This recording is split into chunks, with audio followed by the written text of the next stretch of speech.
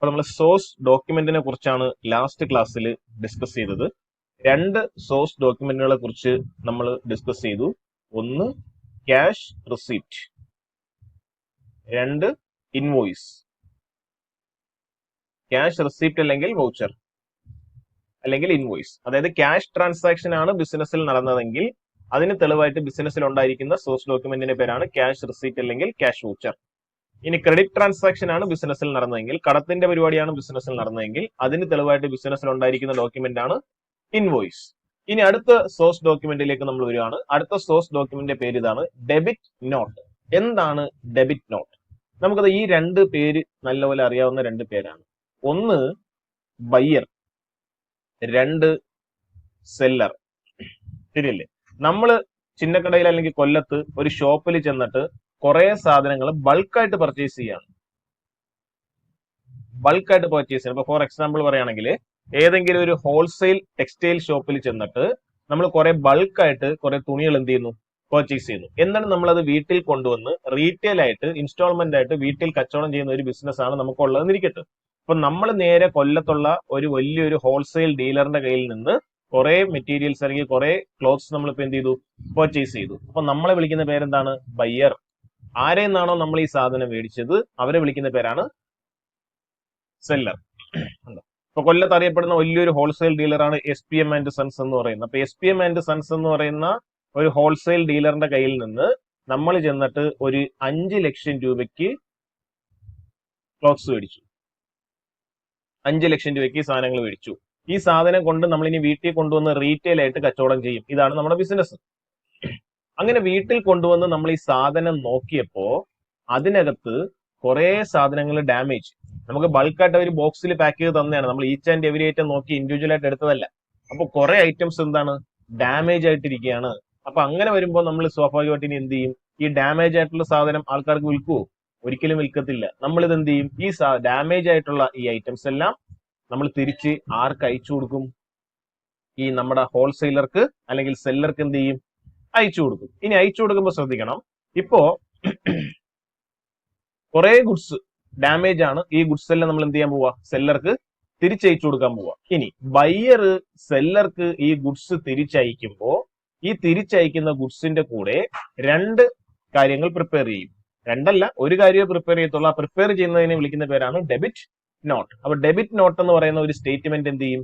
Prepare ചെയ്യും. അതിന് രണ്ട് കോപ്പിയാണ് പ്രിപ്പയർ ചെയ്യുന്നത്. രണ്ട് കോപ്പി. ഒരു കോപ്പി സെല്ലർക്ക് അയച്ചു കൊടുക്കും. ഈ ഗുഡ്സ് തിരിച്ചയക്കുമല്ലോ, ആ ഗുഡ്സ് തിരിച്ചയക്കുമ്പോൾ തന്നെ അതിൻ്റെ കൂടെ ഒരു കോപ്പി സെല്ലർക്ക് അയച്ചു കൊടുക്കും. ഒരു കോപ്പി ബയ്യർ തന്നെ കയ്യിൽ വെച്ചിരിക്കും. കാരണം ഈ സാധനം തിരിച്ചയച്ചതിന്റെ ഒരു തെളിവായിട്ട് എന്തെങ്കിലും ബയ്യറിന്റെ കയ്യിൽ വേണമല്ലോ. അപ്പൊ ഒരു കോപ്പി ആർക്ക് കൊടുത്തു? സെല്ലർക്ക് കൊടുത്തു.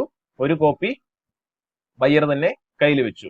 അപ്പൊ ഒരു സ്റ്റേറ്റ്മെന്റ് ആണ് ഇത് പ്രിപ്പയർ ചെയ്യുന്നത്. എന്താണ് ഈ സ്റ്റേറ്റ്മെന്റിനകത്തുള്ളത്? ഈ സ്റ്റേറ്റ്മെന്റിനകത്ത് എന്തൊക്കെ ഉണ്ടാകും എന്ന് വെച്ച് കഴിഞ്ഞാൽ ഒന്ന് രണ്ട് കാര്യങ്ങൾ ഉണ്ടാകും. മെയിൻ ആയിട്ട് എന്തുണ്ടാകും എന്ന് വെച്ച് കഴിഞ്ഞാൽ, ഏതൊക്കെ ടൈപ്പ് ഗുഡ്സ് ആണ് ഞാനിപ്പോ തിരിച്ചയക്കുന്നത്, ടൈപ്പ് ഓഫ് ഗുഡ്സ്. ഏത് ടൈപ്പ് തുണിയാണ് ഞാനിപ്പോ തിരിച്ചയക്കുന്നത്? ചുരിദാറാണോ, പാന്റിന്റെ തുണിയാണോ, ഷർട്ടിന്റെ തുണിയാണോ, അല്ലാതെ കുട്ടികൾക്കുള്ള ഡ്രസ്സാണോ? ഏത് ടൈപ്പ് ഓഫ് ഗുഡ്സ് ആണ് ഞാനിപ്പോ തിരിച്ചയക്കുന്നത്? അത് ആ ഡെബിറ്റ് നോട്ടിനകത്ത് വ്യക്തമായിട്ട് എഴുതിയിരിക്കും. രണ്ട്, ക്വാണ്ടിറ്റി. എത്ര എണ്ണമാണ് ഞാനിപ്പോ തിരിച്ചയക്കുന്നത്? എത്ര ഗുഡ്സ് ആണ് ഞാനിപ്പോ, അല്ലെങ്കിൽ എത്ര തുണികളാണ് ഞാനിപ്പോ തിരിച്ചയക്കുന്നത്? അത് ഇതിനകത്തുണ്ടായിരിക്കും. അപ്പൊ ടൈപ്പ് ഓഫ് ഗുഡ്സ് അതിനകത്തുണ്ടായിരിക്കും, അതിന്റെ ക്വാണ്ടിറ്റി അതിനകത്തുണ്ടായിരിക്കും, പിന്നെ അതിന്റെ വാല്യൂ. എത്ര രൂപയുടെ സാധനമാണ് ഞാൻ തിരിച്ചയക്കുന്നത്?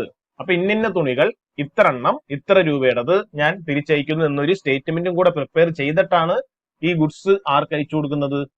ഈ സെല്ലർക്ക് തിരിച്ചയച്ചു കൊടുക്കുന്നത്. അപ്പൊ ഈ സെല്ലർക്ക് ഡാമേജ് ആയിട്ടുള്ള ഗുഡ്സ് തിരിച്ചയക്കുമ്പോൾ ബയ്യർ അതിന് കൂടെ അയച്ചു കൊടുക്കാൻ വേണ്ടി പ്രിപ്പയർ ചെയ്യുന്ന സ്റ്റേറ്റ്മെന്റിന്റെ പേരാണ് ഡെബിറ്റ് നോട്ട്.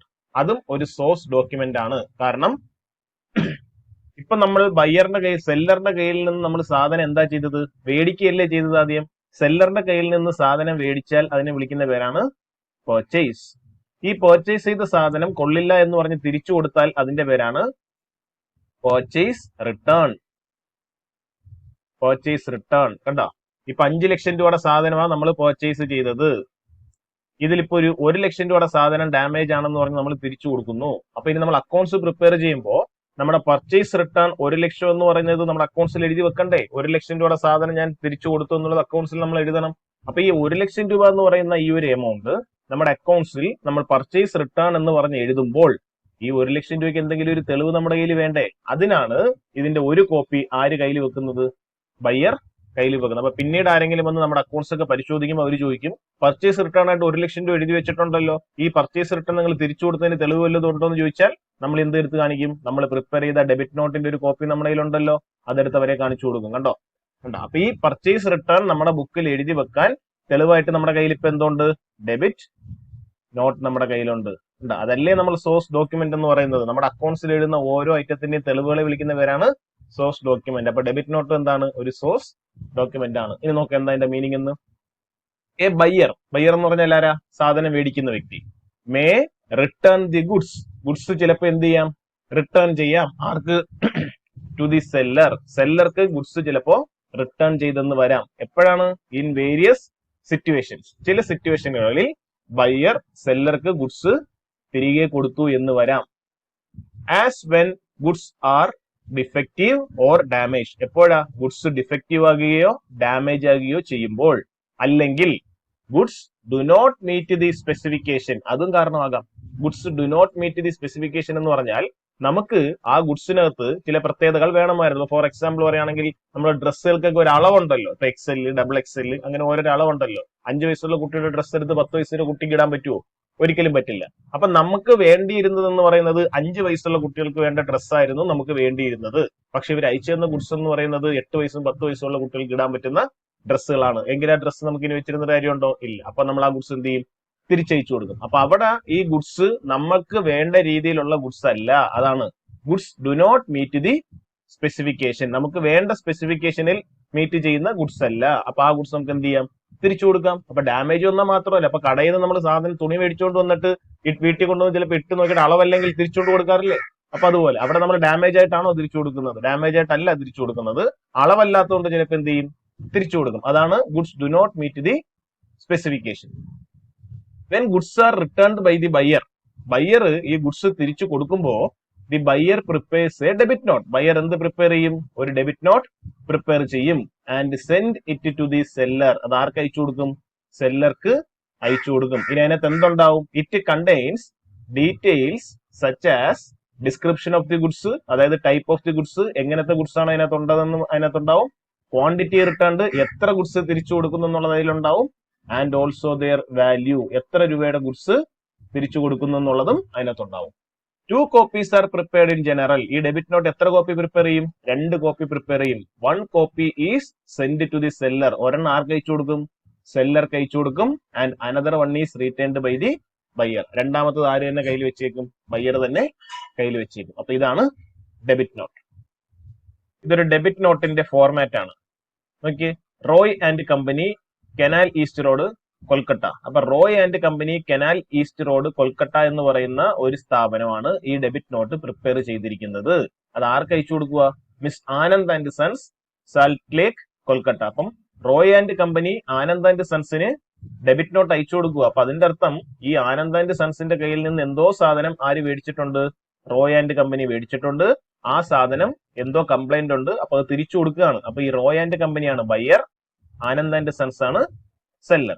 ഇനി വേറെ എന്ത് ഡീറ്റെയിൽ ഉണ്ട്? ഈ ഓരോ ഡെബിറ്റ് നോട്ടിന് ഒരു നമ്പർ ഉണ്ടാവും. അതാണ് ഡെബിറ്റ് നോട്ട് നമ്പർ. നമ്മൾ ഓർഡറിലാണ് ഡെബിറ്റ് നോട്ട് പ്രിപ്പയർ ചെയ്യുന്നതെങ്കിൽ 1, 2, 3 എന്ന് പറഞ്ഞ് നമ്പർ കൊടുക്കും. ഇനി ഈ സാധനം മേടിച്ച ഒരു ബില്ലുണ്ടല്ലോ നമ്മൾ ഇതിനു മുൻപ്, അതിനെയാണ് ഇവിടെ എഴുതേണ്ടത് ഇൻവോയ്സ് നമ്പർ. കാരണം ഈ ബില്ലിന്റെ നമ്പർ കാണുമ്പോഴേ അവർക്ക് മനസ്സിലാവത്തുള്ളൂ, ആ ഇന്ന ബില്ല് പ്രകാരം സാധനം മേടിച്ച ആളാണ് എന്നവർക്ക് മനസ്സിലാൻ വേണ്ടിയാണ് നമ്മൾ അവിടെ എന്ത് എഴുതുന്നത്? ഇൻവോയ്സ് നമ്പർ എഴുതുന്നത്. ഇനി നോക്കിയേ, എന്ത് സാധനം റിട്ടേൺ ചെയ്യുന്നതെന്ന് വ്യക്തമായിട്ട് എഴുതി വെക്കുന്നുണ്ടോ? Return of 15 kg sugar. 15 kg sugar ആണ് നമ്മൾ എന്ത് ചെയ്യുന്നത്? റിട്ടേൺ ചെയ്യുന്നത്.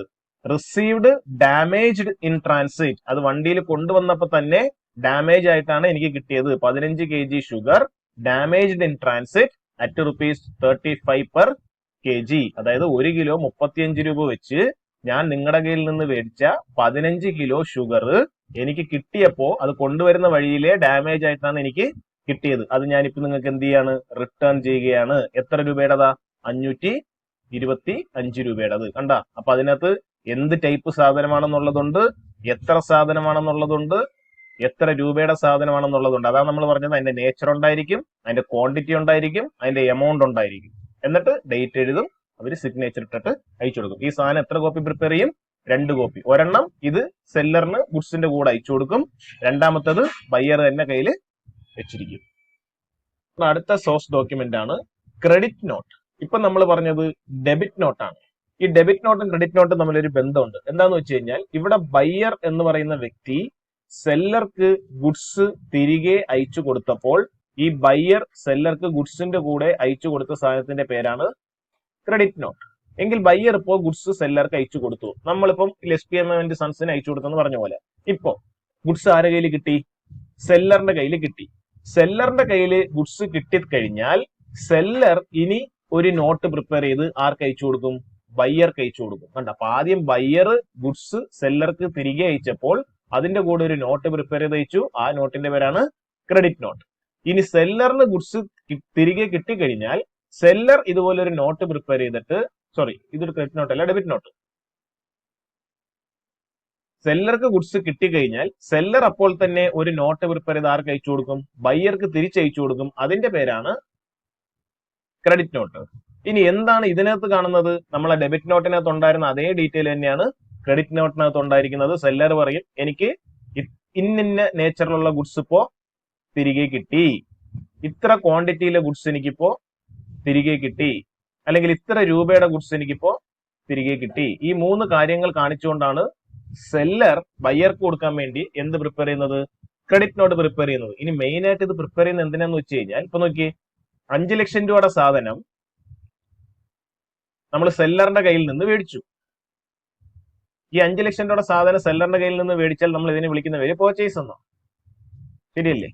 ഇതിൽ 1 ലക്ഷം രൂപയുടെ സാധനം ഡാമേജ് ആയതുകൊണ്ട് നമ്മൾ തിരിച്ചാർക്ക് കൊടുത്തു? സെല്ലർ കൊടുത്തു. അതിന്റെ പേരെന്താണ്? Purchase return. ഈ പർച്ചേസ് റിട്ടേണിന് നമുക്ക് തെളിവായിട്ടുള്ള സോഴ്സ് ഡോക്യുമെന്റിന്റെ പേരാണ് ഡെബിറ്റ് നോട്ട്, ശരിയല്ലേ? ഇനി ഇപ്പൊ 1 ലക്ഷം രൂപയുടെ സാധനം നമ്മൾ തിരിച്ച് സെല്ലർക്ക് കൊടുത്തില്ലേ? അപ്പൊ ഇനി സെല്ലർ ആ പൈസ നമുക്കിനി തിരിച്ചു തരണമല്ലോ. അപ്പൊ ഈ ഗുഡ്സ് എല്ലാം തിരികെ സെല്ലർക്ക് കിട്ടിക്കഴിഞ്ഞാൽ സെല്ലർ അത്രയും പൈസ ഇനി ആർക്ക് തിരിച്ചു തരണം? നമുക്ക് തരണം. അപ്പൊ ആ എത്ര രൂപ നമുക്കിനി തിരിച്ചു തരാനുണ്ട് എന്ന് കാണിച്ചുകൊണ്ടാണ് സെല്ലർ എന്ത് പ്രിപ്പയർ ചെയ്യുന്നത്? ക്രെഡിറ്റ് നോട്ട് പ്രിപ്പയർ ചെയ്ത്. അപ്പൊ ക്രെഡിറ്റ് നോട്ട് പ്രിപ്പയർ ചെയ്ത് ഇങ്ങോട്ട് അയക്കുമ്പോൾ സെല്ലർ അതിനകത്ത് എഴുതി വെച്ചിരിക്കും, ഇത്ര രൂപയുടെ ഗുഡ്സ് എന്റെ കയ്യിൽ കിട്ടിയിട്ടുണ്ട്, അപ്പൊ ഇനി ഞാൻ നിനക്ക് ഇത്ര രൂപ തരാനുണ്ട്.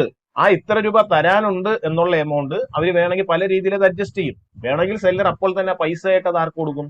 ബയ്യർക്ക് കൊടുക്കും. അല്ലെങ്കിൽ ചിലപ്പോൾ സെല്ലർ പറയും ഞാനിപ്പോ പൈസ ആയിട്ട് തരുന്നില്ല, ഇനി നിനക്ക് പിന്നെ എന്റെ സാധനം മേടിക്കാനുള്ളതല്ലേ, അപ്പൊ നമുക്ക് അതിൽ കുറച്ചോളാം, എന്തെങ്കിലും അതിൽ അഡ്ജസ്റ്റ് ചെയ്തോളാം എന്നൊക്കെ ചിലപ്പോൾ എന്ത് ചെയ്യും? പറയും. അത് അവർക്കിടയിലുള്ള കാര്യം, അത് പിന്നീടുള്ള കാര്യം. എന്തായാലും ഈ സെല്ലർ ക്രെഡിറ്റ് നോട്ട് അയക്കുമ്പോൾ അതിനകത്ത് വ്യക്തമായിട്ട് എഴുതി വെക്കും, നിനക്കിനി ഞാൻ ഇത്ര രൂപ തിരിച്ച് തരാനുണ്ട് എന്ന് പറഞ്ഞ് എന്ത് ചെയ്ത് വെക്കും? എഴുതി വെക്കും. ഇതാണ് ക്രെഡിറ്റ് നോട്ട്. അപ്പൊ ക്രെഡിറ്റ് നോട്ടും ഇതുപോലെ 2 കോപ്പി ആര് പ്രിപ്പയർ ചെയ്യും? സെല്ലർ പ്രിപ്പയർ ചെയ്യും. എന്നിട്ട് 1 കോപ്പി ആർക്ക് അയച്ചു കൊടുക്കും? ബയ്യർക്ക് അയച്ചു കൊടുക്കും. 1 കോപ്പി ആരുടെ കയ്യിൽ തന്നെ വെക്കും? സെല്ലറിന്റെ കയ്യിൽ തന്നെ വെക്കും. കാര്യം എന്താ? ഈ സെല്ലർ ഇപ്പോ ഗുഡ്സ് തിരികെ കിട്ടി, അതായത് സെയിൽസ് നടത്തിയ ഗുഡ്സ് തിരികെ കിട്ടി. ഇനി നമുക്ക് സെല്ലറിന്റെ ആംഗിളിൽ ഒന്ന് ചിന്തിച്ചു നോക്കിയേ. സെല്ലർ സാധനം വിറ്റപ്പോൾ അതിന്റെ പേരെന്താണ്? സെയിൽസ്. ഈ സെയിൽസ് നടത്തിയ സാധനം ഇപ്പൊ ബയ്യർ കൊള്ളത്തില്ല എന്ന് പറഞ്ഞ് തിരിച്ചുകൊണ്ട് തന്നില്ലേ? എങ്കിൽ അതിന്റെ പേരാണ് സെയിൽസ് റിട്ടേൺ. കണ്ടാ, സെല്ലറിന്റെ ആംഗിളിൽ നോക്കിക്കഴിഞ്ഞാൽ സെയിൽസും സെയിൽസ് റിട്ടേണും, ബയ്യറിന്റെ ആംഗിളിൽ നോക്കിക്കഴിഞ്ഞാൽ ബയ്യറിന്റെ ഭാഗത്തു നിന്നാണ് ചിന്തിക്കുന്നതെങ്കിൽ അത് പർച്ചേസും പർച്ചേസ് റിട്ടേണും. നമ്മൾ തിരിച്ചു കൊടുക്കുന്നത് നമുക്ക് പർച്ചേസ് റിട്ടേണും അവർക്ക് അത് എന്തുമാണ്? സെയിൽസ് റിട്ടേണും ആണ്, ശരിയല്ലേ? അപ്പൊ ഈ സെയിൽസ് റിട്ടേൺ ഇവിടെ നടന്നതിന് തെളിവായിട്ട് എന്തെങ്കിലും സെല്ലറിന് വേണ്ടേ? അപ്പൊ അതിനു വേണ്ടിയാണ് സെല്ലർ എന്ത് പ്രിപ്പയർ ചെയ്യുന്നത്? ഈ ക്രെഡിറ്റ് നോട്ട് പ്രിപ്പയർ ചെയ്തിട്ട് അതിന്റെ ഒരു കോപ്പി ആർക്ക് അയച്ചു കൊടുക്കുന്നത്? ബയ്യർക്ക് അയച്ചു കൊടുക്കുന്നത്. ഇനി നമുക്ക് അതിന്റെ മീനിങ് നോക്കാം. ഇതാണ് ഒരു ക്രെഡിറ്റ് നോട്ടിന്റെ ഫോമാറ്റ്. ഓക്കെ, ക്രെഡിറ്റ് നോട്ടിന്റെ format Smith bros Spencer road Farringdon London. അപ്പൊ ഇതാണ് നമ്മുടെ സെല്ലർ.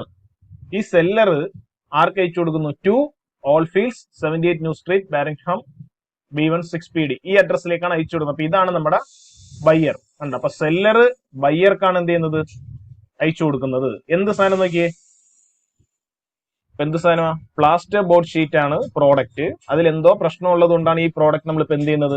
തിരിച്ചയച്ചു കൊടുക്കുന്നത്. അതിന്റെ ക്വാണ്ടിറ്റി നോക്കിയേ, 6 ആണ് അതിന്റെ ക്വാണ്ടിറ്റി, അതിന്റെ പ്രൈസ്, ടോട്ടൽ എമൗണ്ട്. കണ്ട, അപ്പൊ ഏത് നേച്ചറിലെ പ്രോഡക്റ്റ്, അത് എത്ര എണ്ണം ഉണ്ട്, അതിന്റെ പ്രൈസ്, അതിന്റെ എമൗണ്ട്, എല്ലാ ഡീറ്റെയിലും ഇതിനകത്തുണ്ട്. ക്രെഡിറ്റ് നോട്ടിനകത്തുണ്ട്. അപ്പൊ അതിന്റെ കൂടെ വാറ്റ് അറ്റ് 20% കൂടെ ആഡ് ചെയ്തിട്ടുണ്ട്. വാറ്റ് എന്ന് പറഞ്ഞ വാല്യൂ ആഡ് ടാക്സ്. അപ്പൊ ഒരു പ്രോഡക്റ്റിന്റെ കൂടെ അതിന്റെ ടാക്സും ചേർത്ത് മൊത്തത്തിൽ ഇത്രയും രൂപയുടെ സാധനം ഇപ്പൊ തിരിച്ചെനിക്ക് കിട്ടിയിട്ടുണ്ട്. അപ്പൊ ഇത്രയും രൂപ ഞാൻ ഇനി തിരികെ നിനക്ക് തരാനുണ്ട് എന്ന് കാണിച്ചുകൊണ്ട് സെല്ലർ ബയർക്ക് അയച്ചു കൊടുക്കുന്ന ഡോക്യുമെന്റിന്റെ പേരാണ് ക്രെഡിറ്റ് നോട്ട്. എന്റെ മീനിങ് നോക്കാം. It is a statement prepared by the seller. ശരിയല്ലേ? ഇത് ആരാ പ്രിപ്പയർ ചെയ്യുന്നത്? സെല്ലർ ആണ് ഇത് പ്രിപ്പയർ ചെയ്യുന്നത്. എപ്പോഴാ പ്രിപ്പയർ ചെയ്യുന്നത് നോക്കി. ഹൂ റിസീവ്സ് ബാക്ക്, അവന് തിരിച്ചു കിട്ടുന്നു. ആരേത് തിരിച്ചു കിട്ടുന്നു? ഫ്രം ഹീസ് കസ്റ്റമർ, അവന്റെ കസ്റ്റമറിന്റെ കയ്യിൽ നിന്ന് തിരിച്ചു കിട്ടുന്നു. എന്ത് തിരിച്ചു കിട്ടുന്നു? ദ ഗുഡ്സ് സോൾഡ്, അവൻ വിറ്റ ഗുഡ്സ് ഉണ്ട്. അപ്പൊ ഒരു കസ്റ്റമറിന്റെ കയ്യിൽ നിന്ന് കസ്റ്റമർക്ക് വിറ്റ ഗുഡ്സ് തിരിച്ചു കിട്ടുന്ന സമയം സെല്ലർ പ്രിപ്പയർ ചെയ്യുന്ന സ്റ്റേറ്റ്മെന്റ് ആണ് ക്രെഡിറ്റ് നോട്ട്. ഇറ്റ് കണ്ടെയ്ൻസ്, ഇതിനകത്ത് എന്തൊക്കെയുണ്ട്? Details such as description of the goods, ഏത് രീതിയിലുള്ള ഗുഡ്സ് ആണ്, ക്വാണ്ടിറ്റി റിട്ടേൺഡ്, എത്ര രൂപയുടെ ഗുഡ്സ്, എത്ര ഗുഡ്സ് നമ്മൾ തിരിച്ചു കിട്ടി, ആൻഡ് ദെയർ വാല്യൂ, എത്ര രൂപയുടെ ഗുഡ്സ് തിരിച്ചു കിട്ടി. It is a document send by a seller to the buyer. ഇത് ആർക്ക് അയച്ചു കൊടുക്കുന്നതാ? സെല്ലർ ബയ്യർക്ക് അയച്ചു കൊടുക്കുന്നത്. സ്റ്റേറ്റിംഗ് ദാറ്റ്, ഇതിനകത്ത് എന്ത് കാണും? എ സർട്ടൺ എമൗണ്ട്, ഒരു നിശ്ചിത amount is owed to the buyer. Owed to the buyer എന്ന് പറഞ്ഞാൽ ബയ്യർക്ക് കൊടുക്കാനുണ്ട്. ഓവ്ഡ് എന്ന വാക്കിന്റെ അർത്ഥം കൊടുക്കാനുണ്ടെന്നാ. ശരിയല്ലേ? ഇത്ര രൂപയുടെ ഗുഡ്സ് എനിക്ക് കിട്ടി, ഇനി അത്രയും രൂപ ഞാൻ നിനക്ക് തരാനുണ്ട് എന്ന് കാണിച്ചിട്ടല്ലേ നമ്മൾ ഈ ക്രെഡിറ്റ് നോട്ട് പ്രിപ്പയർ ചെയ്യുന്നത്. ഇതിന് വേറൊരു പേരും കൂടെ ഉണ്ട്. It is also called credit memo. ഇതാണ് നമ്മുടെ അടുത്ത സോഴ്സ് ഡോക്യുമെന്റ്. അടുത്ത സോഴ്സ് ഡോക്യുമെന്റിലേക്ക് പോവാണ്. അടുത്ത സോഴ്സ് ഡോക്യുമെന്റിന്റെ പേരാണ് പേ ഇൻ സ്ലിപ്പ്. ഈ പേ ഇൻ സ്ലിപ്പ് നിങ്ങൾ കാണണമെങ്കിൽ നിങ്ങൾ മെയിൻ ആയിട്ട് എവിടെ പോകണം എന്ന് ചോദിച്ചു കഴിഞ്ഞാൽ ബാങ്കിൽ പോകണം. ഇനി ബാങ്കിൽ പോകുമ്പോൾ നിങ്ങൾ ശ്രദ്ധിക്കണം. ബാങ്കിൽ നമ്മൾ പോകുമ്പോൾ ഈ പൈസ ഡെപ്പോസിറ്റ് ചെയ്യാൻ വേണ്ടി ആൾക്കാർ ബാങ്കിൽ പോകാറുണ്ട്. ശരിയല്ലേ?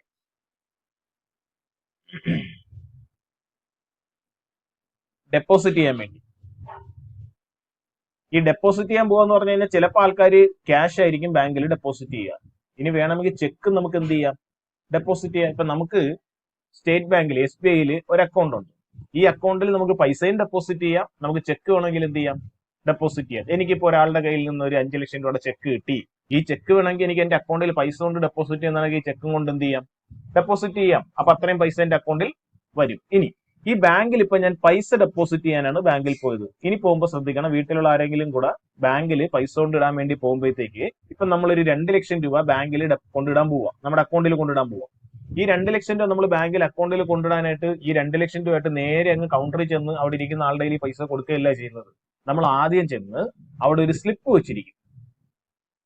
കുറെ സ്ലിപ്പുകൾ ഇങ്ങനെ വെച്ചിരിക്കും. അതിന്റെ കൂടെ ഒരു പേനയൊക്കെ ചിലപ്പോൾ ഇങ്ങനെ നൂലിലൊക്കെ കെട്ടിയൊക്കെ ഇട്ടിരിക്കും. ബാങ്കിൽ പോകുമ്പോൾ ശ്രദ്ധിച്ചാൽ മതി.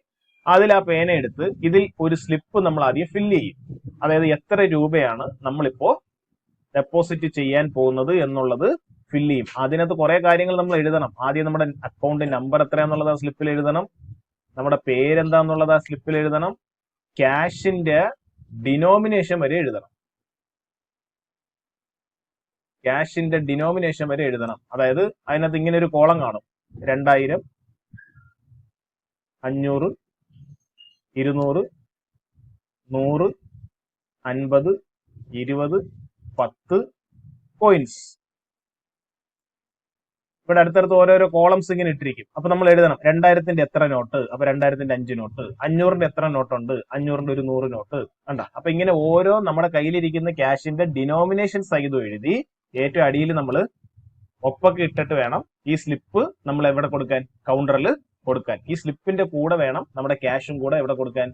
കൗണ്ടറിൽ കൊടുക്കാൻ. കണ്ട? അപ്പൊ ബാങ്കിൽ പൈസ ഡെപ്പോസിറ്റ് ചെയ്യാൻ പോകുമ്പോൾ നമുക്ക് ബാങ്കിൽ നിന്നൊരു ഡെപ്പോസിറ്റ് സ്ലിപ്പ് കിട്ടും. അതിന് നമ്മൾ ഡെപ്പോസിറ്റ് സ്ലിപ്പ് എന്നാണ് വിളിക്കുന്നത്. Deposit slip. ഈ സ്ലിപ്പും കൂടെ ഫില്ല് ചെയ്തിട്ട് വേണം നമ്മൾ പൈസ കൗണ്ടറിലേക്ക് എന്ത് ചെയ്യാൻ? കൊടുക്കാൻ. ഈ ഡെപ്പോസിറ്റ് സ്ലിപ്പിന്റെ പേരാണ് pay in slip. Pay in slip. അപ്പൊ പേ ഇൻ സ്ലിപ്പ് ഉപയോഗിച്ചുകൊണ്ട് നിങ്ങൾക്ക് ഒരു ബാങ്കിൽ ക്യാഷും ചെക്കും എന്ത് ചെയ്യാം?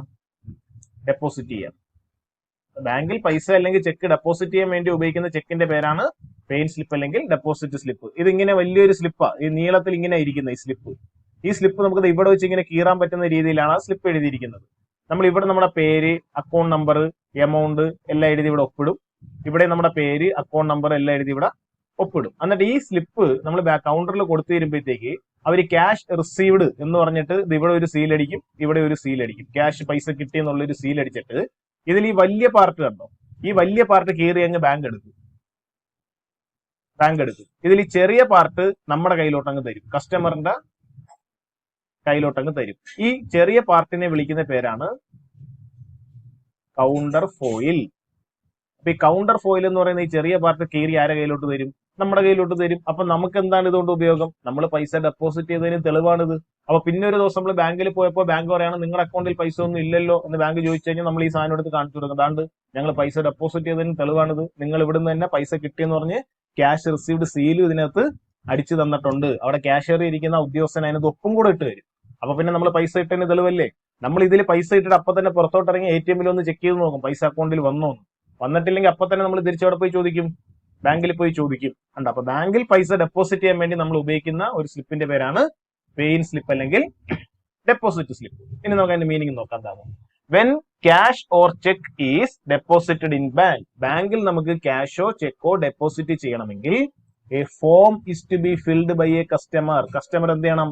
ഒരു ഫോം ഫില്ല് ചെയ്യണം. A form is to be filled by a customer. ഇനി കസ്റ്റമർ ആ ഫോം ഫില്ല് ചെയ്തിട്ട് എന്ത് ചെയ്യണം? And submitted to the banker. അത് ആർക്ക് കൊടുക്കുകയും വേണം? ആ ബാങ്കറിന് കൊടുക്കുകയും വേണം. എന്തിന്റെ കൂടെ? വെറുതെ സ്ലിപ്പ് മാത്രം കൊടുത്താൽ മതിയാ? സ്ലിപ്പ് മാത്രം കൊടുത്താൽ പോരാ, കൊണ്ടുവന്ന പൈസയും കൂടെ അതിന്റെ കൂടെയും കൊടുക്കണം. Along with cash or check. നമ്മൾ കൊണ്ടുവന്ന ക്യാഷിന്റെയും ചെക്കിന്റെയും കൂടെ ഈ സ്ലിപ്പും കൂടെ എന്ത് ചെയ്യുക? കൊടുക്കുക. അപ്പൊ ക്യാഷും ചെക്ക് മാത്രമായിട്ട് കൊടുത്താലും അവർ എടുക്കത്തില്ല, സ്ലിപ്പ് മാത്രം കൊടുത്താലും എടുക്കത്തില്ല. ക്യാഷോ ചെക്കോ ഉള്ളതെങ്കിൽ അതും ആ സ്ലിപ്പും എല്ലാം കൂടെ ഒരുമിച്ച് വേണം എന്ത് ചെയ്യാൻ? കൊടുക്കാൻ. ഇനി ഒരുപാട് ആൾക്കാർ തിരക്കുള്ള ടൈമാണെങ്കിൽ അവർ ടോക്കൺ തരും. അപ്പൊ നമ്മൾ ടോക്കൺ നമ്പർ വിളിക്കുന്നവരെ നമ്മളവിടെ വെയിറ്റ് ചെയ്യണം. നമ്മുടെ ടോക്കൺ നമ്പർ എത്തുമ്പോൾ നമ്മൾ ആ കൗണ്ടറിൽ ചെന്നിട്ട് ഈ കാര്യങ്ങളൊക്കെ അവർ എന്ത് ചെയ്യണം? ഏൽപ്പിക്കണം. This is called a pay in slip or deposit slip. ആ സ്ലിപ്പിന്റെ പേരാണ് പേ ഇൻ സ്ലിപ്പ് അല്ലെങ്കിൽ ഡെപ്പോസിറ്റ് സ്ലിപ്പ്. ആ ഡെപ്പോസിറ്റ് സ്ലിപ്പിന്റെ മെയിൻ പാർട്ട് എന്ന് പറയുന്ന ഈ വലിയ ഭാഗം കണ്ടോ? അത് ആരെടുത്തു? ബാങ്ക് എടുത്തു. The main part of this will be retained by the bank. കണ്ടോ? അതിന്റെ വലിയ പാർട്ട് ആര് റീറ്റെയിൻ ചെയ്യും? ബാങ്ക് റീറ്റെയിൻ ചെയ്യും. ആൻഡ് ദി കൗണ്ടർ ഫോയിൽ, ചെറിയ counterfoil duly stamped. Duly stamped എന്ന് പറഞ്ഞാൽ സീൽ വെച്ചത്, ആൻഡ് സൈൻഡ് അവർ ഒപ്പിട്ട്, by the banker is returned to the customer. കൗണ്ടർ ഫോയിലിനകത്ത് സീൽ വെച്ച് അവർ ഒപ്പിട്ട് ആർക്ക് തരും? നമുക്ക് തരും. ഇപ്പൊ ബാങ്കിന്റെ കയ്യിൽ ഈ വലിയൊരു മെയിൻ പാർട്ട് ഇപ്പൊ ആരുടെ കയ്യിൽ കിട്ടി? ബാങ്കിന്റെ കയ്യിൽ കിട്ടി. ഇത് ബാങ്കിന് ഒരു സോഴ്സ് ഡോക്യുമെന്റ് ആണ്. ഈ സാധനം ബാങ്ക് സൂക്ഷിച്ചു വെക്കും. കാരണം ഇത് നോക്കിയിട്ടാണ് ബാങ്ക് ഇനി അവർ അക്കൗണ്ടിൽ എഴുതുന്നത് ഇത്ര രൂപ ഡെപ്പോസിറ്റ് ആയിട്ട് കിട്ടി. അപ്പം പിന്നെ അവർ അക്കൗണ്ട്സിൽ 5 ലക്ഷം രൂപ ഡെപ്പോസിറ്റ് ആയിട്ട് കിട്ടി എന്നവർ എഴുതി വെച്ചിട്ടുണ്ടെങ്കിൽ ആ 5 ലക്ഷം രൂപ ഡെപ്പോസിറ്റ് ആയിട്ട് കിട്ടിയതിന്റെ തെളിവാണ് നമ്മൾ ഫില്ല് ചെയ്ത് കൊടുത്ത ഈ സ്ലിപ്പ്. അതുകൊണ്ട് ഈ സ്ലിപ്പുകളൊന്നും ആര് കളയത്തില്ല? ബാങ്ക് കളയത്തില്ല. ഇതെല്ലാം പ്രോപ്പർ ആയിട്ട് ബാങ്ക് ഡേറ്റ് അനുസരിച്ച് ഫയൽ ചെയ്ത് വെക്കും. അപ്പൊ ഇതാണ് പേ ഇൻ സ്ലിപ്പ്. ഇനി നമുക്ക് അടുത്തൊരു പേ ഇൻ സ്ലിപ്പിന്റെ ഫോർമാറ്റ് നോക്കാം.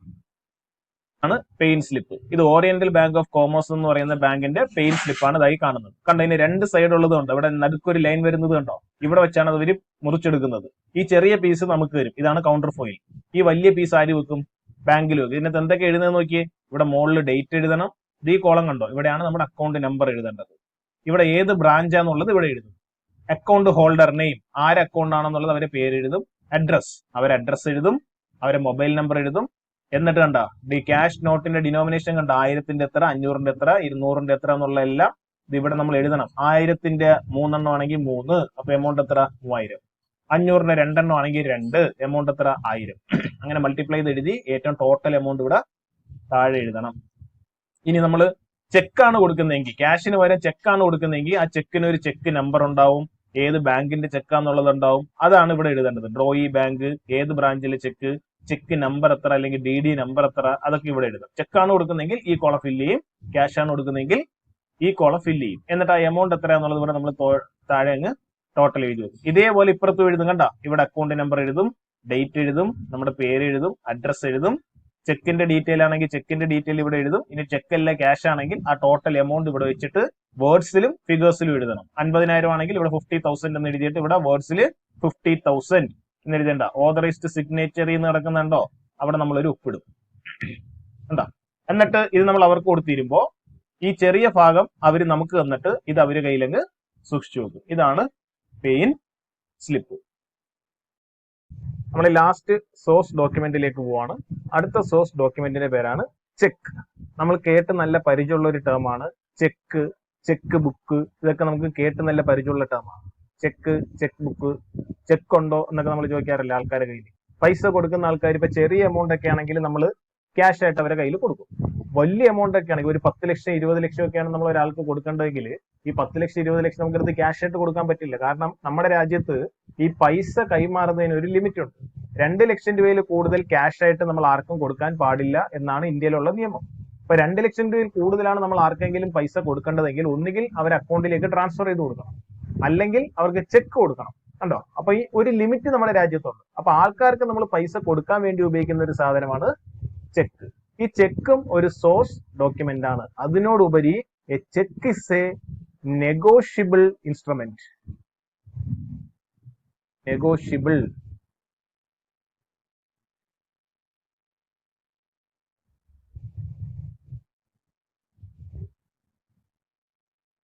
Negotiable instrument.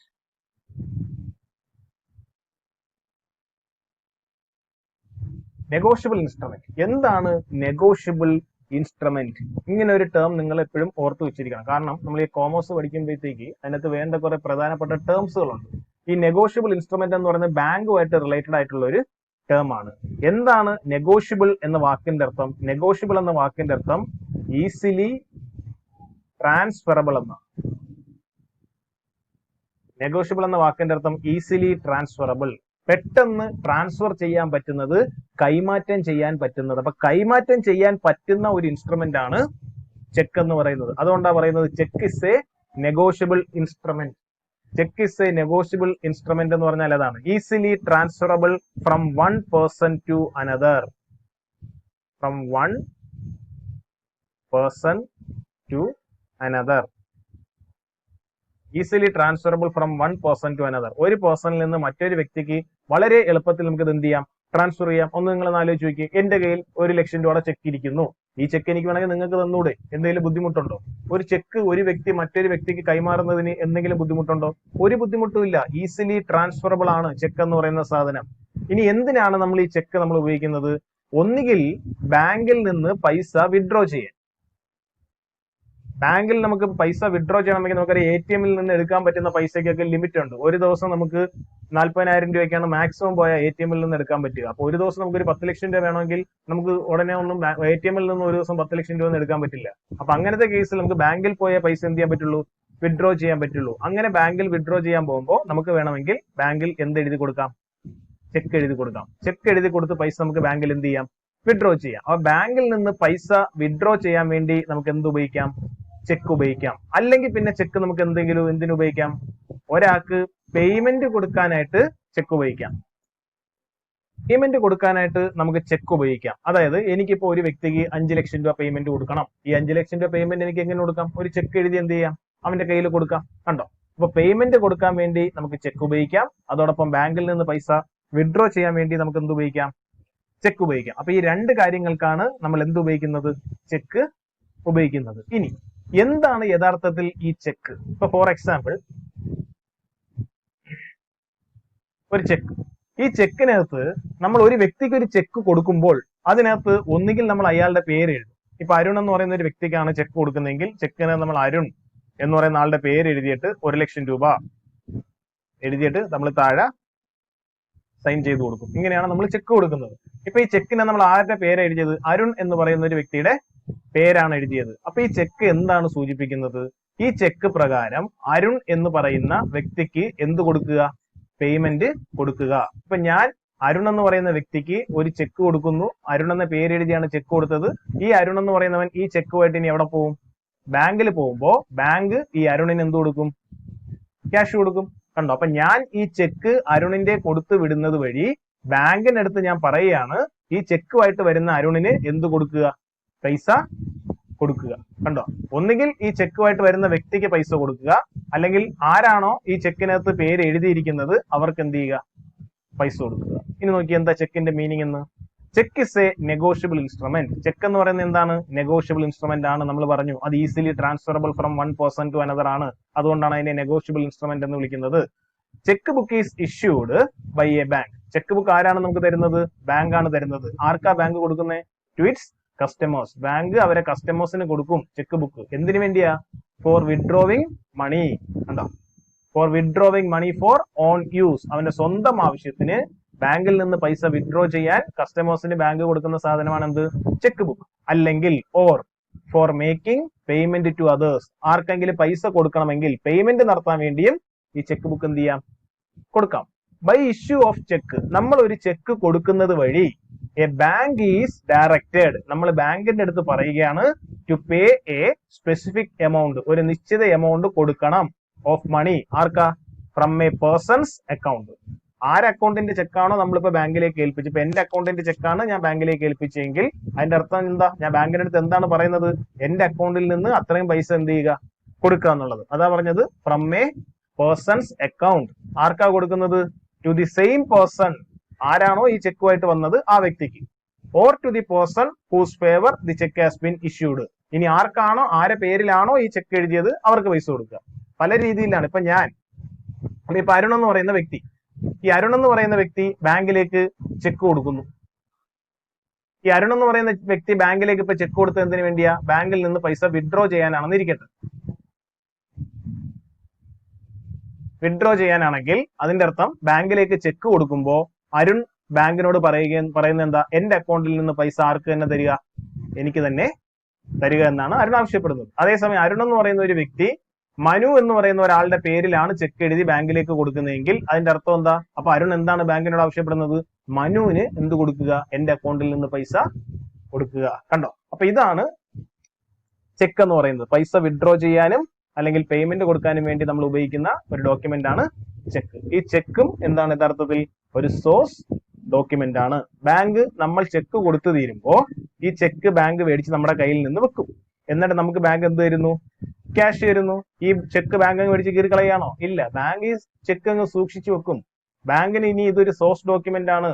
അപ്പൊ ആള് ഇവിടെ നിന്ന് പൈസ വിഡ്രോ ചെയ്തുകൊണ്ട് പോയതിന്, കസ്റ്റമർ ഇവിടെ നിന്ന് പൈസ വിഡ്രോ ചെയ്തുകൊണ്ട് പോയതിന് ഒരു തെളിവാണ് ബാങ്കിന് ഈ ചെക്ക്. അപ്പൊ ഇനി ബാങ്കിന്റെ കണക്കിൽ ബാങ്കിന് ഇത്ര രൂപ കസ്റ്റമർ കൊണ്ടുപോയി, 10 ലക്ഷം രൂപ കസ്റ്റമർ കൊണ്ടുപോയി എന്ന് ബാങ്കിന്റെ അക്കൗണ്ടിൽ ബാങ്ക് എഴുതുമ്പോ അതിന്റെ തെളിവായിട്ട് ബാങ്കിന്റെ കയ്യിൽ എന്തുണ്ട്, കസ്റ്റമർ തന്ന ചെക്ക് ഉണ്ട്. കണ്ടോ, അപ്പൊ ഇനി അക്കൗണ്ട്സിൽ ഈ 10 ലക്ഷം രൂപ ബാങ്ക് എഴുതണമെങ്കിൽ അതിന് തെളിവായിട്ട് ബാങ്കിന്റെ കയ്യിൽ ഇപ്പൊ എന്തിരിപ്പുണ്ട്, കസ്റ്റമർ കൊടുത്ത ചെക്ക് ഇരിപ്പുണ്ട്. അതുകൊണ്ടാണ് നമ്മൾ ഇതിനെ എന്തെന്ന് വിളിച്ചത്, സോഴ്സ് ഡോക്യുമെന്റ് എന്ന് വിളിച്ചത്. കണ്ടോ, ഇനി നമുക്ക് ഒരു ചെക്കിന്റെ ഒരു സ്പെസിമെൻ കാണാം. ഒരു ചെക്കിന്റെ ഫോർമാറ്റ് ആണ്, ഇങ്ങനെയാണ് ചെക്ക് ഇരിക്കുന്നത്. കാനറ ബാങ്കിന്റെ ഒരു ചെക്കാണ്. കണ്ടോ, അപ്പൊ ഏത് ബ്രാഞ്ച് ആണെന്നുള്ളത് ഇവിടെ ഉണ്ടാവും. ചാലൈ ട്രിവാൻഡ്രം ചാലൈ ബ്രാഞ്ചിന്റെ ചെക്കാണിത്. ഇവിടെ നമ്മൾ ചെക്ക് ഒരാൾക്ക് കൊടുക്കുമ്പോൾ അതിൽ നമ്മൾ ആദ്യം ഇവിടെ ഡേറ്റ് എഴുതണം. പേ, ആർക്കാണോ ചെക്ക് കൊടുക്കുന്നത് അവരെ പേര് എഴുതണം നമ്മൾ. ഇപ്പൊ അരുണിനാണ് ചെക്ക് കൊടുക്കുന്നതെങ്കിൽ പേ അരുൺ, മനുവിനാണ് ചെക്ക് കൊടുക്കുന്നതെങ്കിൽ പേ മനു. ഇനി അരുണിനും മനുവിനും ഒന്നും അല്ല നമ്മൾ ചെക്ക് കൊടുക്കുന്നത്. നമ്മൾ ഈ ചെക്ക് കൊടുക്കുന്നത് നമ്മുടെ അക്കൗണ്ടിൽ നിന്ന് പൈസ വിഡ്രോ ചെയ്യാനാണ്. നമ്മുടെ അക്കൗണ്ടിൽ നിന്ന് പൈസ വിഡ്രോ ചെയ്യാനാണ് ചെക്ക് ഇടുന്നെങ്കിൽ ഇവിടെ നമ്മൾ പേ ക്യാഷ് എന്ന് മാത്രം എന്ത് ചെയ്താൽ മതി, എഴുതിയാൽ മതി. ഇനി എത്ര രൂപയാണ്, ഇവിടെ എമൗണ്ട് ഇവിടെ എഴുതുക, ഇവിടെ അത് റുപ്പീസിൽ എഴുതുക. ഇപ്പൊ 50,000 ആണെങ്കിൽ 50,000 എന്നുള്ളത് ഇവിടെ എഴുതിയിട്ട് അത് വേർഡ്സിൽ 15,000 ഓൺലി എന്ന് എഴുതുക. എന്നിട്ട് ഇവിടെ നമ്മുടെ അക്കൗണ്ട് നമ്പർ ഇവിടെ നമ്മൾ എഴുതേണ്ടി വരത്തില്ല, കാരണം നമ്മുടെ ചെക്ക് ബുക്കിനകത്തല്ല, ഇതിപ്പോ ഇവിടെ ബ്ലാങ്ക് ആയിട്ട് കിടക്കുക. യഥാർത്ഥത്തിൽ നമ്മുടെ ചെക്ക് ബുക്ക് എടുത്ത് നോക്കുമ്പോൾ നമ്മുടെ അക്കൗണ്ട് നമ്പർ ഇവിടെ ഓട്ടോമാറ്റിക് ഉണ്ടായിരിക്കും, കാരണം അക്കൗണ്ട് നമ്പർ ഉള്ള ചെക്ക് ബുക്കേ ബാങ്കുകൾ നമുക്ക് തരും. ഇതൊരു ഫോർമാറ്റിന് വേണ്ടി ഉള്ളതായതുകൊണ്ട് ഇവിടെ അക്കൗണ്ട് നമ്പർ ബ്ലാങ്ക് ആയിട്ട് ഇട്ടേക്കാണ്. ഇനി ഇവിടെ നമ്മൾ താഴെ എന്ത് ചെയ്യും, ഒരു സിഗ്നേച്ചർ ഇട്ട് നമ്മൾ ബാങ്കിലേക്ക് കൊടുക്കും. പിന്നെ ഇവിടെ ഒരു കാര്യം എഴുതിയിരിക്കുന്നത് ശ്രദ്ധിച്ചോ, വാലിഡ് ഫോർ 3 months ഓൺലി. എല്ലാ ചെക്കിനും കാലാവധി 3 മാസമേ ഉള്ളൂ. ഇന്ന് ഞാനൊരു ചെക്ക് ഒരാൾക്ക് കൊടുത്തു കഴിഞ്ഞാൽ ഇന്നത്തെ ഡേറ്റ് ഇവിടെ എഴുതുമല്ലോ, ഈ ഡേറ്റ് മുതൽ 3 മാസം വരെയേ ഈ ചെക്കിന് കാലാവധി ഉള്ളൂ. 3 മാസത്തിനുള്ളിൽ ഇത് ബാങ്കിൽ കൊടുത്താലേ പൈസ കിട്ടൂ. 3 മാസം കഴിഞ്ഞ് ബാങ്കിൽ കൊണ്ട് കൊടുത്താൽ ഇതിന്റെ പൈസ ഒരിക്കലും കിട്ടില്ല. അപ്പൊ 3 മാസം കഴിഞ്ഞാൽ ഈ ചെക്കിന്റെ കാലാവധി തീരും. പിന്നെ ഇതിന് വെള്ള പേപ്പറിന്റെ വില മാത്രമേ ഉള്ളൂ, ഒരു ചെക്കിന്റെ വിലയൊന്നും ഈ സാധനത്തിന് ഇല്ല. ഇതാണ് ചെക്കിന്റെ ഫോർമാറ്റ്. നമ്മളിനി അടുത്ത പുതിയ ടോപ്പിക്കിലേക്ക് പോവാണ്. ഈ ചാപ്റ്ററിൽ അക്കൗണ്ടിങ് ഇക്വേഷൻ. എന്താണ് അക്കൗണ്ടിങ് ഇക്വേഷനെ കുറിച്ച് നിങ്ങൾ പഠിക്കണമെങ്കിൽ നിങ്ങൾ ആദ്യം ഒരു 3 ടേമിനെ കുറിച്ച് വ്യക്തമായിട്ട് മനസ്സിലാക്കി. അതിൽ ഒന്നാമത്തെ ടേമിന്റെ പേരാണ് ക്യാപിറ്റൽ, രണ്ടാമത്തെ ടേമിന്റെ പേരാണ് അസറ്റ്സ്, മൂന്നാമത്തെ ടേമിന്റെ പേരാണ് ലയബിലിറ്റീസ്. Capital, assets, liabilities. എന്താണ് ഈ 3 ടേമുകളെന്ന് വ്യക്തമായിട്ട് മനസ്സിലാവും. ഫോർ എക്സാമ്പിൾ, നേരത്തെ പറഞ്ഞാൽ അരുൺ എന്ന് പറയുന്ന ഒരു വ്യക്തി പുതിയതായിട്ട് ഒരു ബിസിനസ് തുടങ്ങാൻ ആഗ്രഹിക്കുന്നു. അത് ടീ സ്റ്റോൾ ആണ് തുടങ്ങാൻ ആഗ്രഹിക്കുന്നത്. ഇതാണ് അയാൾ ഉദ്ദേശിക്കുന്ന ബിസിനസ്. ടീ സ്റ്റോൾ തുടങ്ങാൻ വേണ്ടി ഈ അരുൺ എന്ന് പറയുന്ന വ്യക്തി അവന്റെ കയ്യിൽ നിന്ന് ആദ്യം കുറച്ച് പൈസ കൊണ്ടുവരും. ഒരു 50,000 രൂപ കൊണ്ടുവന്നിട്ടാണ് ഇവൻ ഈ ബിസിനസ് തുടങ്ങിയതെന്ന് ഇരിക്കട്ടെ. ഈ അരുണല്ലേ പൈസ കൊണ്ടുവന്നത്, എങ്കിൽ അരുണാണ് ഈ ബിസിനസിന്റെ ആര്?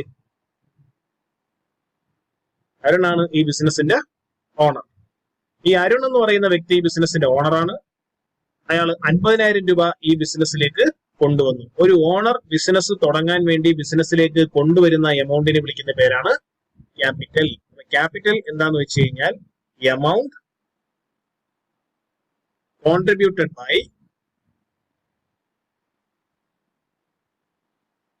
Owner in the business. Amount contributed by owner in the business. ഒരു ബിസിനസിന്റെ ഓണർ കോൺട്രിബ്യൂട്ട് ചെയ്യുന്ന എമൗണ്ട്, ആദ്യമായി കൊണ്ടുവരുന്ന എമൗണ്ട്, ആ എമൗണ്ടിന്റെ പേരാണ് ക്യാപിറ്റൽ. ഇനി 50,000 രൂപ ഈ ബിസിനസ്സിൽ ക്യാപിറ്റൽ കൊണ്ടുവന്നല്ലോ. ഈ കൊണ്ടുവന്ന ക്യാപിറ്റൽ വെച്ചിട്ടാണ് ഈ ബിസിനസ്സിന് വേണ്ട സാധനങ്ങളെല്ലാം അയാൾ എന്ത് ചെയ്യുന്നത്? പർച്ചേസ് ചെയ്യുന്നത്. എന്തൊക്കെ സാധനങ്ങൾ പർച്ചേസ് ചെയ്യണം? ഒരു ടീ സ്റ്റോൾ ആയതുകൊണ്ട് നമ്മൾ അതിന് വേണ്ട പാത്രങ്ങളും കാര്യങ്ങളെല്ലാം പർച്ചേസ് ചെയ്യേണ്ടി വരത്തില്ലേ? അപ്പൊ യൂട്ടൻസിൽസ്, അതിനുവേണ്ട പാത്രങ്ങളും കാര്യങ്ങളൊക്കെ പർച്ചേസ് ചെയ്യേണ്ടി വരും. പിന്നെ എന്ത് പർച്ചേസ് ചെയ്യേണ്ടി വരും? പിന്നെ നമുക്ക് തേയിലകൾ മേടിക്കേണ്ടി വരും, ടീ മേടിക്കേണ്ടി വരും, മിൽക്ക് മേടിക്കേണ്ടി വരും. അപ്പൊ ഈ വക സാധനങ്ങളൊക്കെ നമ്മൾ എന്ത് ചെയ്യേണ്ടി വരും? അത്യാവശ്യം അതാത് സമയങ്ങളിൽ മേടിച്ച് വിൽക്കേണ്ടി വരും. മിൽക്ക് വേണ്ടി വരും, ഷുഗർ വേണ്ടി വരും. ഇനി ആൾക്കാർ ചായ കുടിക്കാൻ വന്നു കഴിഞ്ഞാൽ അവർക്ക് ഇരിക്കാൻ വേണ്ടി ടേബിൾ മേടിക്കണം, ചെയർ വേണം. ഈ വക സാധനങ്ങളെല്ലാം നമ്മൾ ഈ പൈസക്ക് വേണം എന്ത് ചെയ്യാൻ? മേടിക്കാൻ. അപ്പൊ ഈ പൈസ ഉപയോഗിച്ചുകൊണ്ട് ഈ ബിസിനസ്സിന് വേണ്ട സാധനങ്ങളെല്ലാം നമ്മൾ 1 by 1 ആയിട്ട് മേടിക്കും. ഈ ബിസിനസ്സിന് വേണ്ട സാധനങ്ങളൊക്കെ നമ്മൾ മേടിച്ചു കൂട്ടത്തില്ലേ? ഈ സാധനങ്ങളെല്ലാം വിളിക്കുന്ന പേരാണ് അസറ്റ്സ്. ഒരു ബിസിനസ്സിന് സ്വന്തമായിട്ടുള്ള ആസ്തികൾ എന്തൊക്കെയാണോ? ഇപ്പൊ നമ്മൾ പറയത്തില്ലേ എനിക്ക് വീടുണ്ട്, കാറുണ്ട്, ഇതെല്ലാം നമ്മുടെ അസറ്റാണ്.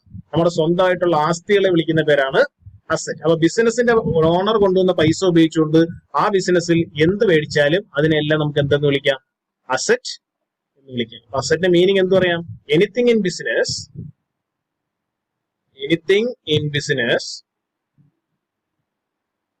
which can be convertible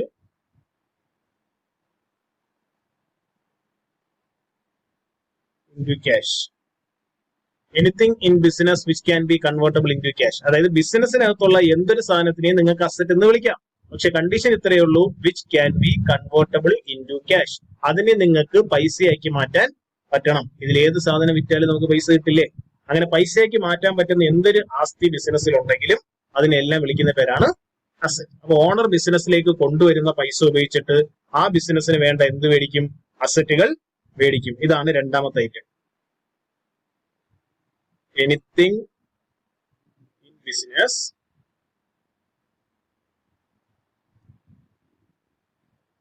which can be convertible to cash. പൈസയ്ക്ക് മാറ്റാൻ പറ്റുന്ന എന്തെങ്കിലും ഈ ബിസിനസ്സിലുണ്ടെങ്കിൽ അതെല്ലാം നമുക്ക് എന്തെന്ന് വിളിക്കാം? അസറ്റ് എന്ന് വിളിക്കാം. അപ്പൊ ക്യാപിറ്റൽ എന്താണെന്ന് മനസ്സിലായി. ഓണർ ബിസിനസ് തുടങ്ങാൻ വേണ്ടി ബിസിനസ്സിൽ കൊണ്ടുവരുന്ന പൈസയെ വിളിക്കുന്ന പേരാണ് ക്യാപിറ്റൽ. ഈ ക്യാപിറ്റൽ ഉപയോഗിച്ചിട്ടാണ് ബിസിനസ്സിൽ എന്ത് മേടിക്കുന്നത്? ബിസിനസിന്റെ അസറ്റുകളെല്ലാം മേടിക്കുന്നത്. അപ്പൊ നോക്കിയേ, 50,000 രൂപയാണ് ഈ ഓണർ കൊണ്ടുവന്നത്. 50,000 രൂപ. ഈ 50,000 രൂപ വെച്ചിട്ടല്ലേ നമ്മൾ ഈ പറഞ്ഞ അസറ്റുകളെല്ലാം മേടിക്കേണ്ടത്? ഈ സാധനങ്ങളെല്ലാം നമ്മൾ മേടിക്കാൻ കടയിൽ ചെന്നപ്പോ എല്ലാത്തിന്റെയും ടോട്ടൽ എമൗണ്ട് ഒരു 65,000 രൂപയായി. ടോട്ടൽ എമൗണ്ട് 65,000 രൂപ. അപ്പൊ 50,000 രൂപ നമ്മൾ ബിസിനസ്സിൽ കൊണ്ടുവന്നു. ഈ 50,000ത്തിന്റെ പേരെന്താ? ഇതാണ് ക്യാപിറ്റൽ. ഈ 50,000 ഉപയോഗിച്ചിട്ട് അസറ്റുകളെല്ലാം മേടിക്കാൻ പോയപ്പോ ഈ അസറ്റിന് മൊത്തത്തിൽ ഇപ്പൊ എത്ര രൂപയായി? 65,000 രൂപയായി. എങ്കിൽ നമ്മുടെ കയ്യിലുള്ള ഈ 50,000 വെച്ച് ഈ 65,000 രൂപ അസറ്റ് നമുക്ക് മേടിക്കാൻ പറ്റുമോ? ഒരിക്കലും നമുക്ക് മേടിക്കാൻ പറ്റില്ല. അപ്പൊ നമ്മൾ എന്ത് ചെയ്യേണ്ടി വരും? ഇനി ഒരു 15,000 രൂപ കൂടി നമുക്ക് വേണ്ടേ? നമ്മുടെ കയ്യിലാണെങ്കിൽ ഇനി 1 രൂപ എടുക്കാനില്ല. അപ്പൊ ഇനി ഒരു 15,000 രൂപ നമുക്ക് വേണം. ഈ 15,000 രൂപ നമ്മൾ എന്ത് ചെയ്യും? ഈ 15,000 രൂപ നമ്മൾ ആരെങ്കിലും കയ്യിൽ നിന്ന് കടമെടുക്കും, ബോറോ ചെയ്യും. ബോറോഡ്, കടമെടുത്തു, ശരിയല്ലേ? നമ്മുടെ ഫ്രണ്ട്സിന്റെ കയ്യിൽ നിന്നോ റിലേറ്റീവ്സിന്റെ കയ്യിൽ നിന്നോ അല്ലെങ്കിൽ ഏതെങ്കിലും ബാങ്കിൽ നിന്നോ ആരെങ്കിലും വ്യക്തികളുടെ കയ്യിൽ നിന്നോ ഈ പൈസ നമ്മൾ എന്ത് ചെയ്യുന്നു? കടമെടുക്കുന്നു, ബോറോ ചെയ്യുന്നു. ഇങ്ങനെ കടമെടുത്തു കഴിഞ്ഞാൽ ഈ പൈസ നമ്മൾ ഇനി അവർക്ക് തിരിച്ചു കൊടുക്കണ്ടേ? ഇത് നമ്മുടെ ബാധ്യതയല്ലേ ഇനി? അപ്പൊ ഇങ്ങനത്തെ ബാധ്യതകളെ, ഓബ്ലിഗേഷനുകളെ വിളിക്കുന്ന പേരാണ് ലയബിലിറ്റി. അപ്പൊ ബിസിനസ്സിൽ എവിടുന്നെങ്കിലും പൈസ കടമെടുത്തിട്ടുണ്ടെങ്കിൽ ആ കടമെടുത്ത എമൗണ്ടിനെ വിളിക്കുന്ന പേരാണ് എന്ത്? ലയബിലിറ്റി. ഇതാണ് ലയബിലിറ്റി. അപ്പൊ എന്താണ് ലയബിലിറ്റിയുടെ മീനിങ് എന്ന് നോക്കാം. Liability is an obligation. is an obligation of business towards others. ആണ് അതിന്റെ meaning. It is an obligation of business. ബിസിനസിന്റെ ഓബ്ലിഗേഷൻ ആണ്, ബിസിനസിന്റെ ബാധ്യതയാണ്, ബിസിനസിന്റെ കടപ്പാടാണ്. Towards others. ആർക്ക്? പുറത്തുള്ള ആൾക്കാർക്ക്. ഇവിടെ കണ്ടോ 15,000 രൂപ നമ്മൾ പുറത്തുള്ള ആൾക്കാരിൽ നിന്ന് കടം മേടിച്ചില്ലേ? അപ്പൊ ആ പൈസ നമ്മൾ കൊടുക്കാനുണ്ടല്ലോ. ഇങ്ങനെ കൊടുക്കാനുള്ള ഈ ബാധ്യതകളെ, ഓബ്ലിഗേഷൻസിനെ വിളിക്കുന്ന പേരാണ് ലയബിലിറ്റി. ഇനി നമുക്ക് നമ്മുടെ ടേമിലേക്ക് വരാം. Accounting equation. ഈ എക്സാമ്പിൾ നോക്കിയേ. ഇവിടെ എത്ര രൂപയാണ് നിങ്ങൾ ബിസിനസ്സിലേക്ക് കൊണ്ടുവന്നത്? 50,000 രൂപ. ഈ 50,000 രൂപയുടെ പേരെന്തായിരുന്നു? അസറ്റ്. സോറി, അസറ്റ് അല്ല, ക്യാപിറ്റൽ. ക്യാപിറ്റൽ 50,000 രൂപ. ഈ 50,000 രൂപ ഉപയോഗിച്ചുകൊണ്ട് നിങ്ങൾ എന്ത് മേടിച്ചു? അസറ്റ് മേടിച്ചു. എത്ര രൂപയ്ക്ക് അസറ്റ് മേടിച്ചു? 65,000 രൂപയ്ക്ക് അസറ്റ് മേടിച്ചു. അപ്പൊ നിങ്ങളുടെ അസറ്റിന്റെ എമൗണ്ട് എത്ര? അസറ്റ്സിന്റെ എമൗണ്ട് 65,000. ഇനി 65,000 രൂപ അസറ്റ് മേടിക്കാൻ 50,000 കൊണ്ട് പറ്റിയോ? ഇല്ല. അപ്പൊ ഒരു 15,000 രൂപ, അതായത് 15,000 റുപ്പീസ് നമ്മൾ എന്ത് ചെയ്തു? കടമെടുത്തു. ആ കടമെടുത്ത പൈസയുടെ പേരെന്താ? ലയബിലിറ്റി. ലയബിലിറ്റി എത്രയാ? 15,000. നോക്കിയേ, ക്യാപിറ്റല് 50,000 രൂപ, അസറ്റ്സ് 65,000 രൂപ, ലയബിലിറ്റി 15,000. ഇത് മൂന്നും വെച്ച് നമുക്ക് എന്തെങ്കിലും തോന്നുന്നുണ്ടോ നോക്കിയേ. ഈ 50,000ഉം ഈ 15,000ഉം രണ്ടും കൂടെ ആഡ് ചെയ്യുമ്പോൾ കിട്ടുന്നതല്ലേ ഈ 65,000? ശരിയല്ലേ? അപ്പൊ നമുക്ക് വേണമെങ്കിൽ ഇങ്ങനെ എഴുതി കൂടെ, capital plus liability equal to assets. ശരിയാണോ? ക്യാപിറ്റലിന്റെ കൂടെ ലയബിലിറ്റി ആഡ് ചെയ്തപ്പോഴാണ് അസറ്റിന് എമൗണ്ട് കിട്ടിയത്. ശരിയല്ലേ? 50,000ന്റെ കൂടെ 15,000 ആഡ് ചെയ്തപ്പോഴല്ലേ 65,000 കിട്ടിയത്. അപ്പൊ capital plus liability equal to assets. അപ്പൊ ഒരു ബിസിനസിന്റെ, ഏതൊരു ബിസിനസിന്റെയും, ലോകത്തുള്ള ഏതൊരു ബിസിനസിന്റെ ക്യാപിറ്റലും ലയബിലിറ്റിയും ആഡ് ചെയ്ത് കഴിഞ്ഞാൽ ഒരു അസറ്റ് ആയിരിക്കും കിട്ടുന്നത്. അതായത് ക്യാപിറ്റലും ലയബിലിറ്റി ആഡ് ചെയ്യുമ്പോൾ കിട്ടുന്ന എമൗണ്ടും അസറ്റിന്റെ ടോട്ടൽ എമൗണ്ട് എപ്പോഴും എന്തായിരിക്കും? സെയിം ആയിരിക്കും. ഈ ഇക്വേഷനെ വിളിക്കുന്ന പേരാണ് അക്കൗണ്ടിങ് ഇക്വേഷൻ. ഈ അക്കൗണ്ടിങ് ഇക്വേഷൻ വെച്ചിട്ടുള്ള പ്രോബ്ലം നമ്മൾ ഇനി വർക്ക്ഔട്ട് ചെയ്യും. അക്കൗണ്ടിങ് ഇക്വേഷൻ എന്താണ്? ഇനി ഈ ഒരു ഇക്വേഷന്റെ പ്രത്യേകത എന്താണെന്നറിയോ? ഇനി ബിസിനസ്സിനകത്ത് എന്ത് ട്രാൻസാക്ഷൻ നടന്നാലും, എന്ത് പരിപാടി ബിസിനസ്സിൽ നടന്നാലും ഈ അക്കൗണ്ടിങ് ഇക്വേഷൻ സാറ്റിസ്ഫൈഡ് ആയിരിക്കും. ഈ അക്കൗണ്ടിങ് ഇക്വേഷനിൽ മാറ്റം വരില്ല. അതായത് ബിസിനസ്സിനകത്ത് ഇനി എന്ത് ട്രാൻസാക്ഷൻ നടന്നാലും അത് നടന്നതിന് ശേഷമുള്ള ക്യാപിറ്റൽ ലയബിലിറ്റി നിങ്ങൾ ആഡ് ചെയ്താലും അസറ്റ് തന്നെയായിരിക്കും കിട്ടുന്നത്. ഏതൊരു സാഹചര്യത്തിലും ബിസിനസിന്റെ ക്യാപിറ്റൽ ലയബിലിറ്റി ആഡ് ചെയ്ത് നിങ്ങൾക്ക് എന്ത് തന്നെ കിട്ടും? അസറ്റിന്റെ എമൗണ്ട് തന്നെ കിട്ടും. ഇതാണ് accounting equation. Capital plus liability equal to asset. ഇതാണ് നമ്മുടെ accounting equation. Capital plus liabilities equal to assets. ഇനി ഈ അക്കൗണ്ടിങ് ഇക്വേഷനെ കുറച്ചുകൂടി വലുതാക്കാൻ പോകും നമ്മൾ. കുറച്ചുകൂടി വലുതാക്കാൻ മീൻസ് ഈ അക്കൗണ്ടിങ് ഇക്വേഷനകത്ത് വീണ്ടും 1-2 ഐറ്റംസ് കൂടി നമ്മൾ ചേർക്കാൻ പോവാണ്. അത് ഏതൊക്കെ ഐറ്റം എന്ന് വെച്ച് കഴിഞ്ഞാൽ, ഒരു ഐറ്റം ഇതാണ്, റവന്യൂ. രണ്ടാമത്തെ ഐറ്റം ഇതാണ്, എക്സ്പെൻസ്. റവന്യൂ എന്ന് പറഞ്ഞു കഴിഞ്ഞാൽ ഈ ബിസിനസിന്റെ ഇൻകം, ഈ ബിസിനസ്സിന് എവിടെന്നെങ്കിലും വരുമാനം കിട്ടുന്നുണ്ടെങ്കിൽ, പൈസ കിട്ടുന്നുണ്ടെങ്കിൽ അതിനെല്ലാം വിളിക്കുന്ന പേരാണ് റവന്യൂ അല്ലെങ്കിൽ ഇൻകം. ഈ എക്സ്പെൻസ് എന്താന്ന് വെച്ച് കഴിഞ്ഞാൽ ഈ ബിസിനസ്സിന് ഉണ്ടാകുന്ന എല്ലാ ചിലവുകളും, ബിസിനസ്സിൽ നിന്ന് പുറത്തേക്ക് പോകുന്ന കംപ്ലീറ്റ് പൈസ, ബിസിനസ്സിലേക്ക് വരുന്ന പൈസയെ വിളിക്കുന്ന പേര് ഇൻകം അല്ലെങ്കിൽ റവന്യൂ. നമ്മുടെ വരുമാനങ്ങളുണ്ടല്ലോ, നമ്മുടെ വരുമാനങ്ങളെ വിളിക്കുന്ന പേരാണ് ഇൻകം. നമ്മുടെ ചെലവുകളെ വിളിക്കുന്ന പേരാണ് എക്സ്പെൻസ്. ഇനി ഇൻകവും എക്സ്പെൻസും വന്ന 2 ഐറ്റം കൂടെ ഉണ്ടെങ്കിൽ അത് ഈ ഇക്വേഷനകത്ത് എവിടെ നിങ്ങൾ എടുക്കും? അതാണ് ഇനി നമ്മൾ അടുത്ത പറയാൻ പോകുന്നത്. നമ്മൾ നേരത്തെ പറഞ്ഞ എക്സാമ്പിൾ നോക്കി, 50,000 രൂപയാണ് ഒരു ഓണർ ബിസിനസ്സിലേക്ക് ആദ്യം കൊണ്ടുവന്നത്. ഈ 50,000ത്തിന്റെ പേരെന്താ? ക്യാപിറ്റൽ. ഇനി ഈ ബിസിനസ്സിൽ 50,000 രൂപ കൊണ്ടുവന്നിട്ടല്ലേ ഓണർ ബിസിനസ് ചെയ്തുകൊണ്ടിരിക്കുന്നത്. അപ്പൊ ഇങ്ങനെ ബിസിനസ് ചെയ്തുകൊണ്ടിരുന്നപ്പോ ഇടയ്ക്ക് വെച്ച് ഓണർക്ക് ഒരു 20,000 രൂപ കൂടി ഈ ബിസിനസ്സിലേക്ക് വന്നു.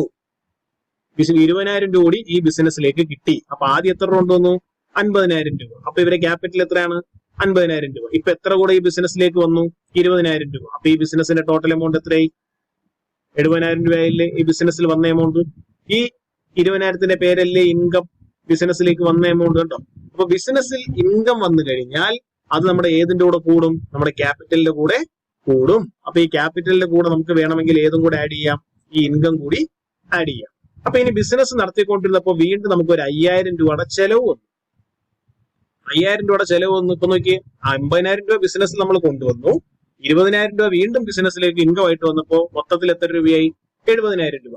ഈ 70,000-ൽ നിന്ന് ഇപ്പൊ ഒരു 5,000 രൂപയുടെ ചെലവ് വന്നു. അപ്പൊ 70,000-ൽ നിന്ന് 5,000 ചെലവ് പോയി കഴിഞ്ഞാൽ ഇനി മിച്ചം എത്ര രൂപയുള്ളൂ? 65,000 രൂപയല്ലേ മിച്ചമുള്ളൂ. കണ്ടോ? ഈ 5,000ത്തിന്റെ പേരല്ലേ എക്സ്പെൻസ്. നമുക്ക് ചെലവ് വന്ന എമൗണ്ടിന്റെ പേരല്ലേ എക്സ്പെൻസ്. കണ്ടോ? അപ്പൊ ബിസിനസ്സിൽ എക്സ്പെൻസ് വന്നപ്പോൾ അത് വീണ്ടും നമ്മുടെ എവിടുന്ന് കുറഞ്ഞു? നമ്മുടെ ക്യാപിറ്റലിൽ നിന്ന് കുറഞ്ഞു. അപ്പൊ എക്സ്പെൻസ് വരുമ്പോൾ അതിനെ നമുക്ക് വേണമെങ്കിൽ ക്യാപിറ്റലിൽ നിന്ന് എന്ത് ചെയ്യാം? കുറയ്ക്കാം. അപ്പൊ ഇൻകം വന്നാൽ ക്യാപിറ്റലിലൂടെ ആഡ് ചെയ്യാം, എക്സ്പെൻസ് വന്നാൽ ക്യാപിറ്റലിൽ ഇരുന്ന് കുറയ്ക്കാം. അപ്പൊ കുറച്ചുകൂടി വലുതായിട്ട് എഴുതി കഴിഞ്ഞാൽ ഈ ഇക്വേഷൻ എങ്ങനെ വരും? Capital plus income minus expense, ഇനി ബാക്കി പഴയതുപോലെ plus liability equal to asset.